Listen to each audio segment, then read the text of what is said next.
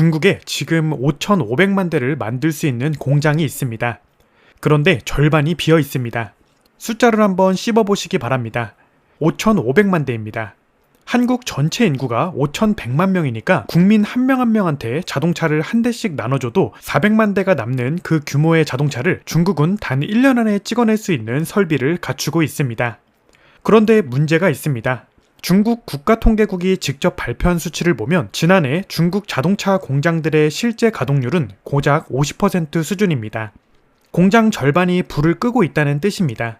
통상 업계에서 가동률 75% 이하를 과잉설비라고 부르는데 중국은 그 기준선을 훨씬 밑돌고 있습니다. 세계에서 가장 큰 공장 나라가 정작 자기 공장을 절반밖에 못 돌리고 있는 것입니다. 그런데 더 기묘한 일이 있습니다. 이 텅 빈 공장에서 나오는 물건들이 사라지지 않는다는 겁니다. 중국은 그 남아도는 물건들을 전 세계에 쏟아붓고 있습니다. 철강, 전기차, 배터리, 태양광 패널, 석유화학 제품 모두 원가 아래로 가격을 후려쳐서 시장에 던집니다. 그 결과 지금 전 세계 62개국이 중국산 철강에 207건의 무역 규제를 걸어두고 있습니다.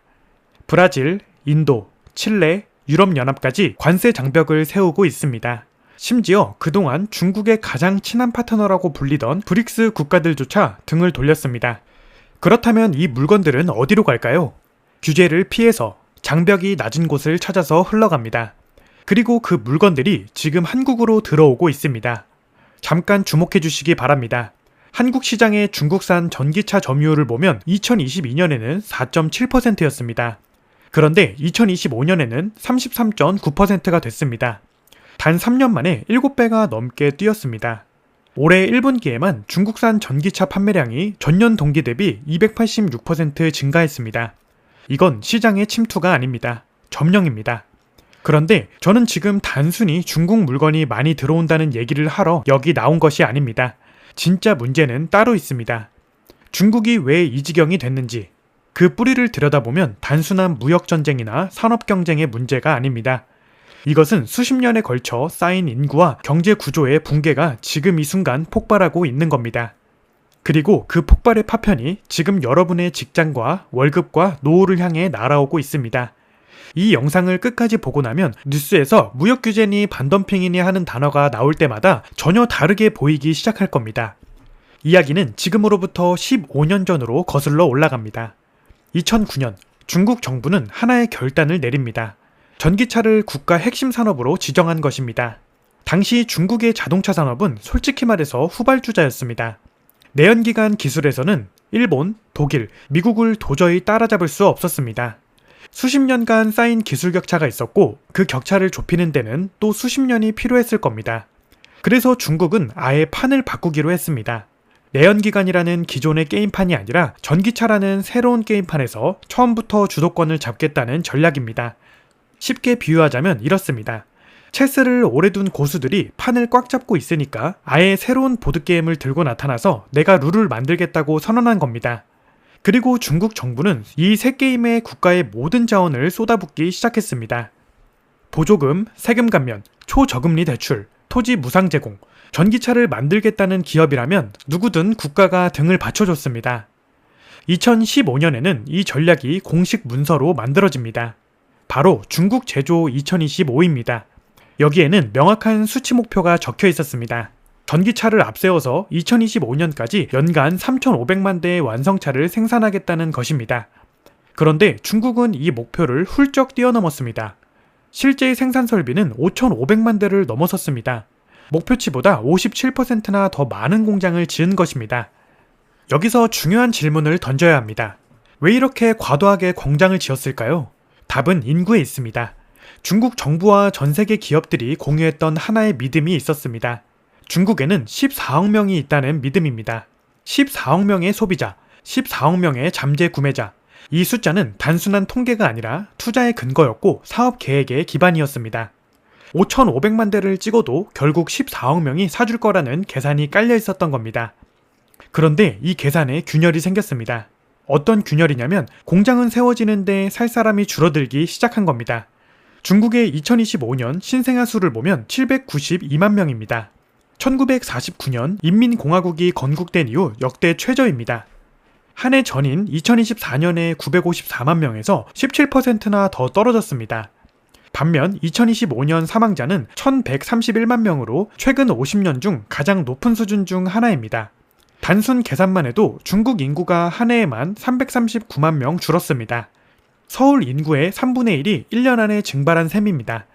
지금 중국의 60세 이상 인구는 3억 2,300만 명으로 전체의 23%를 차지합니다. 이 나라의 4명 중 1명은 이미 60대 이상입니다. 이쯤에서 왜 이렇게 됐는지를 이해하려면 35년 전으로 한 번 더 거슬러 올라가야 합니다. 1980년부터 시작된 한자녀 정책을 기억하실 겁니다. 중국 정부는 폭발적으로 늘어나는 인구를 막기 위해 도시 지역을 중심으로 자녀를 한 명만 낳으라고 강제했습니다. 둘째를 낳으면 직장을 잃거나 막대한 벌금을 물었습니다. 이 정책은 35년간 지속됩니다.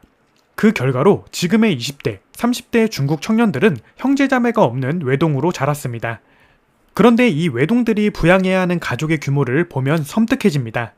외동 청년 1명이 부모 2명과 조부모 4명을 책임져야 하는 구조가 만들어졌습니다.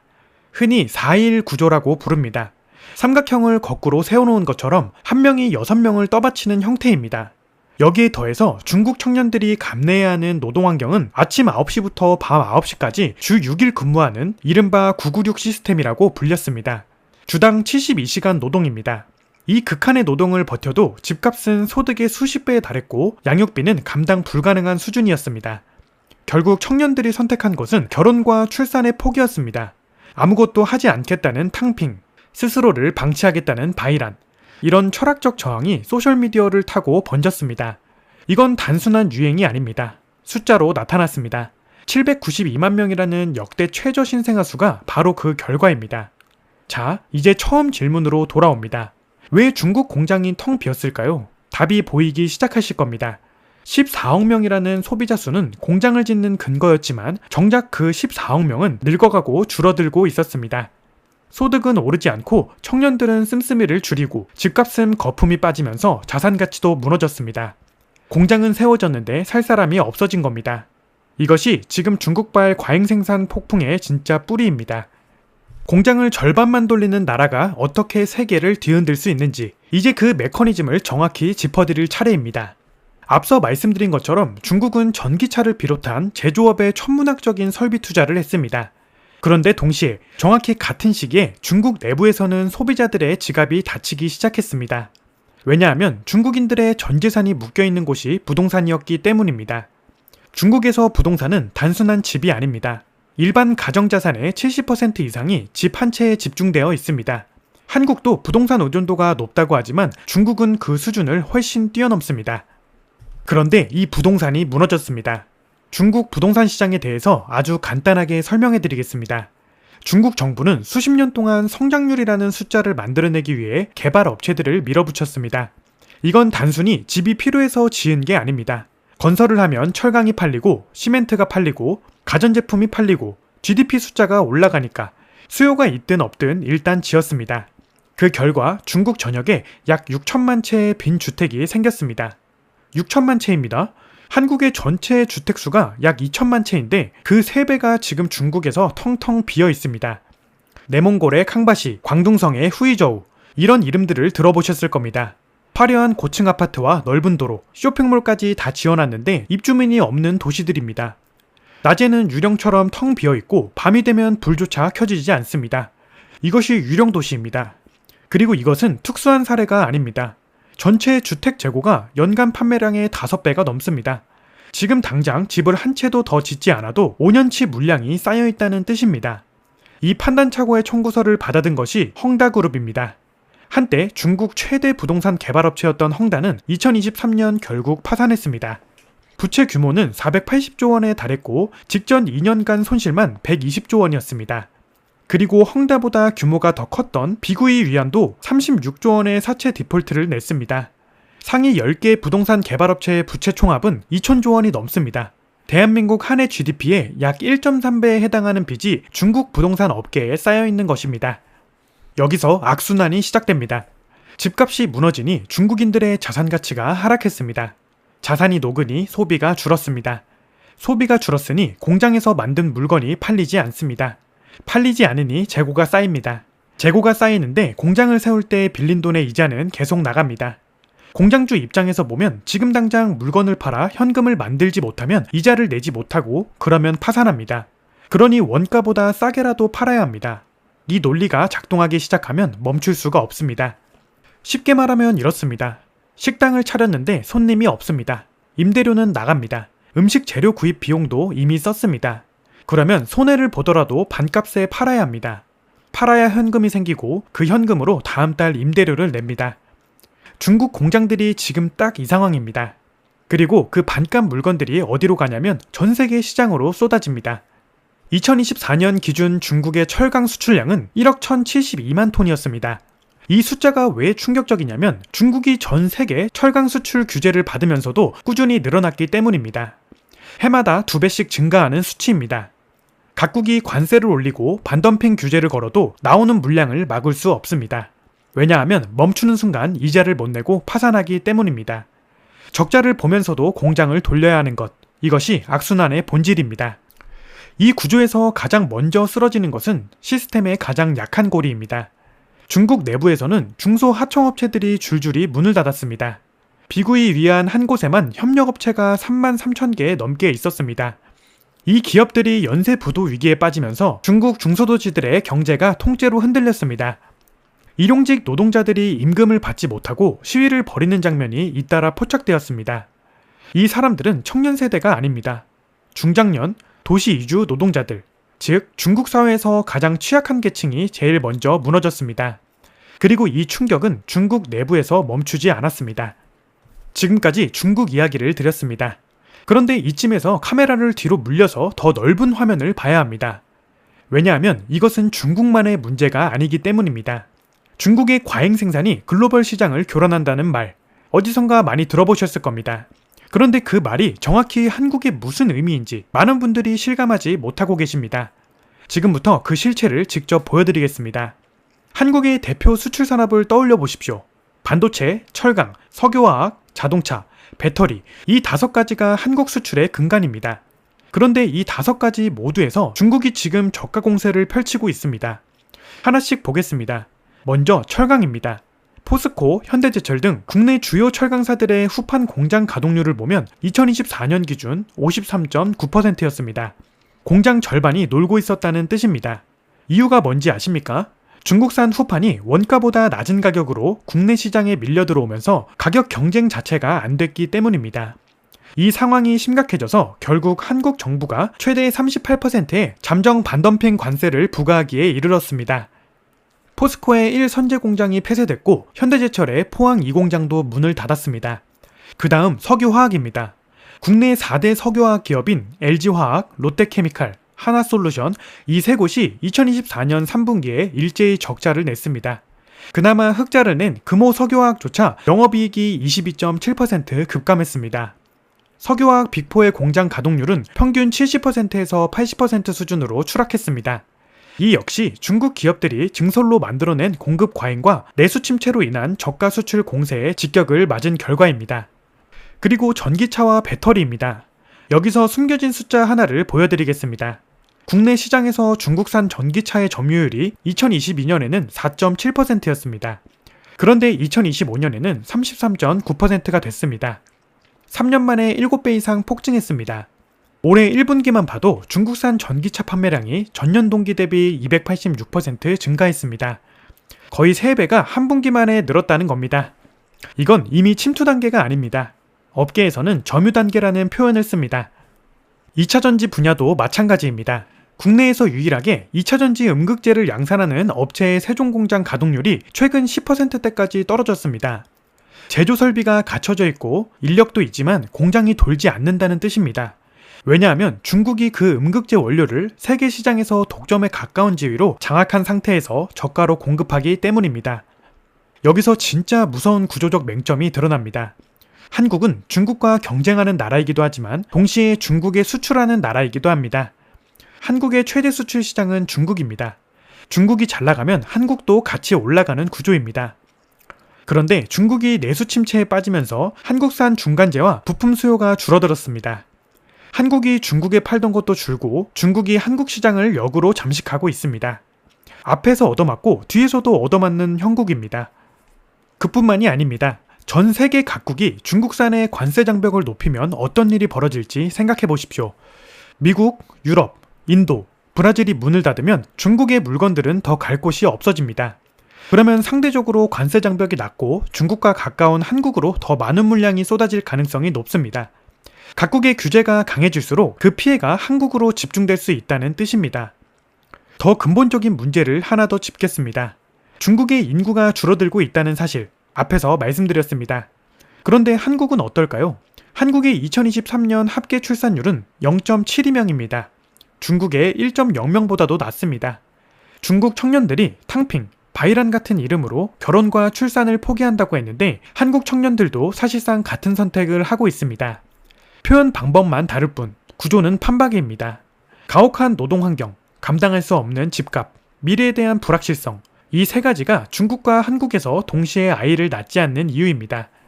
그렇다면 지금의 인구 구조로 우리는 어디까지 버틸 수 있을까요? 지금 이 순간에도 국민연금은 고갈 시계가 돌아가고 있고 지방 소도시들은 빈집이 늘어나고 있으며 지역 상권은 무너지고 있습니다. 중국이 안고 있는 인구 붕괴의 청구서, 그 다음 수신인은 한국입니다. 지금까지 우리는 중국이라는 거대한 공장이 왜 흔들리는지, 그리고 그 흔들림이 어떻게 한국의 산업 전체를 뒤흔들고 있는지를 살펴봤습니다. 그런데 많은 분들이 이런 이야기를 들으면 이렇게 생각하십니다. 철강이니 석유화학이니 그건 대기업 이야기 아닌가요? 포스코가 힘들면 내 월급이랑 무슨 상관이에요? 라고요. 지금부터 그 연결고리를 정확하게 보여드리겠습니다. 포스코와 현대제철이 공장 가동률을 낮추면 어떻게 됩니까? 생산량이 줄고 인력을 감축합니다. 실제로 포스코의 1선제 공장이 폐쇄됐고 현대제철 포항 2공장도 문을 닫았습니다. 이 공장들이 있던 지역, 포항과 당진과 광양을 생각해 보십시오. 그 공장에서 일하던 사람들이 있고 그 사람들이 점심을 먹던 식당이 있고 장을 보던 마트가 있고 아이를 맡기던 어린이집이 있습니다.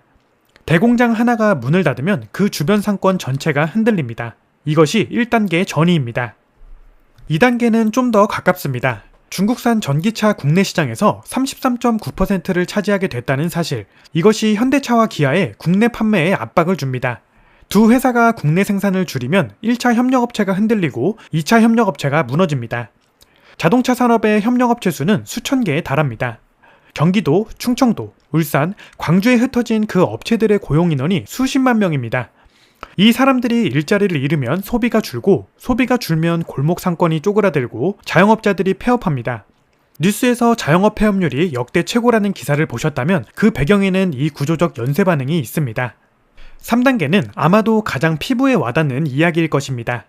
LG화학, 롯데케미칼, 하나솔루션이 적자를 내면 무슨 일이 벌어질까요?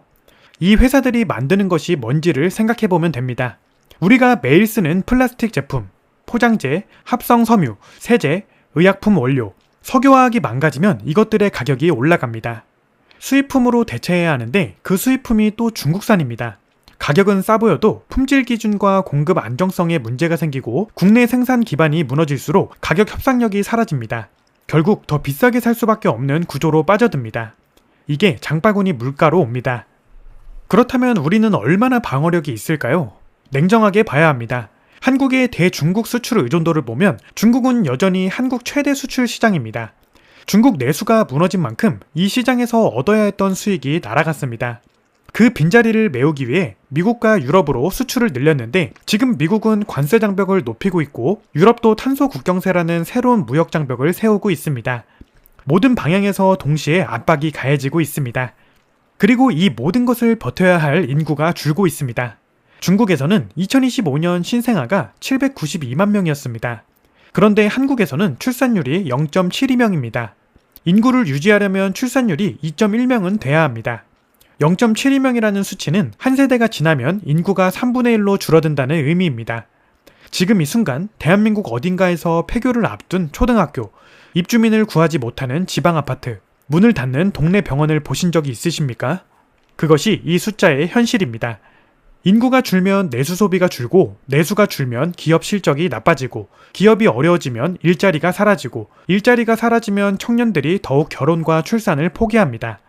중국에서 이미 돌아가고 있는 이 악순환이 한국에서도 이미 시작됐습니다. 속도의 차이가 있을 뿐 방향은 같습니다. 그리고 한 가지 더 있습니다. 지금까지 말씀드린 모든 충격이 동시에 오는 게 아닙니다. 각각의 위기들이 서로를 증폭시키면서 한꺼번에 밀어닥치는 것입니다. 중국발 물량 공세로 국내 산업이 흔들리는 동시에 인구 감소로 내수가 줄고 거기에 고금리로 가계부채의 부담이 늘고 글로벌 보호무역 기조까지 더해지면 각각의 충격이 더해지는 것이 아니라 곱해집니다. 이것이 지금 우리가 맞이하고 있는 국면입니다.